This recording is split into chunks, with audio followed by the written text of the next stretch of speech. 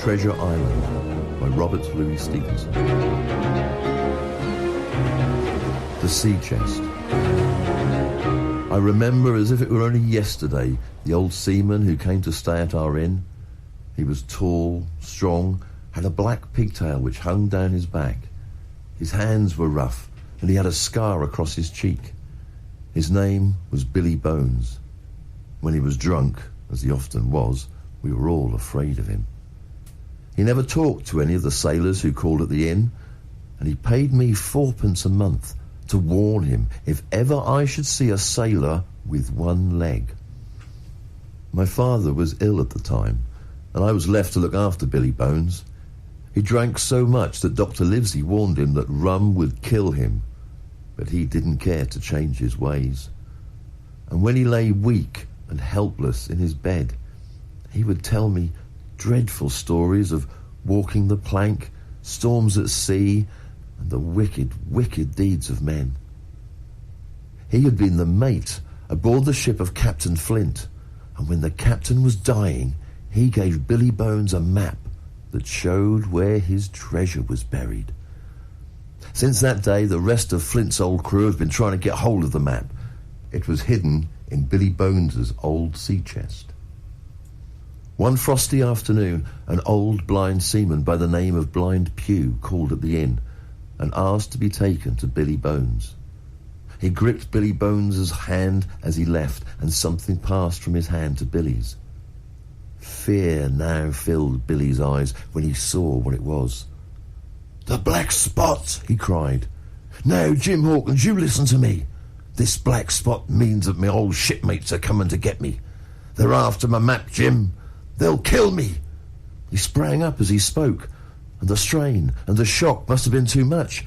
He fell dead at my feet.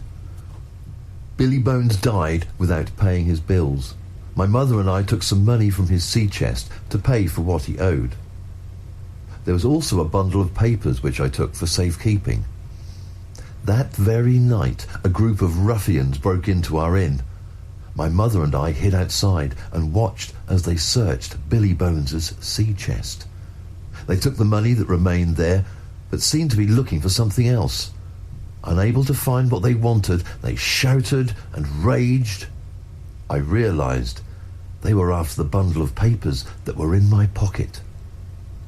I ran to find Dr. Livesey and his friend Squire Trelawney and told them the whole story. When we opened the bundle, we found Captain Flint's treasure map. The squire was very excited.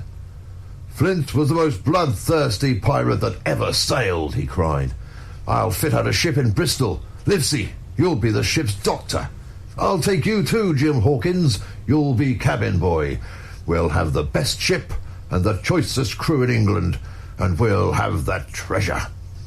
And so it was that Squire Trelawney bought the Hispaniola and prepared her for the voyage. He needed a good crew and took on a sailor named Long John Silver as ship's cook.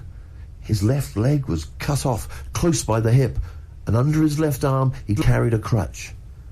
He was very tall and strong.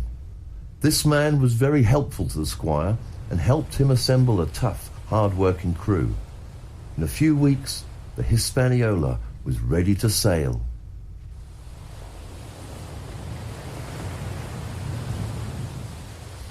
The voyage. We set sail under our captain, Captain Smollett. The coxswain, Israel Hands, was an able man, and Long John Silver was a fine cook. He carried his crutch on a cord round his neck so that both his hands were free. He propped himself against the side and got on with his cooking like someone safe ashore. We all worked well and willingly, and I often heard the crew singing as they toiled. The song was one I'd heard from old Billy Bones. 15 men on a dead man's chest, yo-ho-ho, and a bottle of rum. I passed many spare moments in Silver's shining galley. His parrot, Captain Flint, named after the famous pirate, swung in its cage and screamed, "Pieces of 8, pieces of 8, pieces of 8," all day long. Silver was interesting company, full of gripping yarns of his other voyages and adventures. He was well liked by all, and the men looked up to him as a leader. We kept a barrel of apples on deck for the men to help themselves.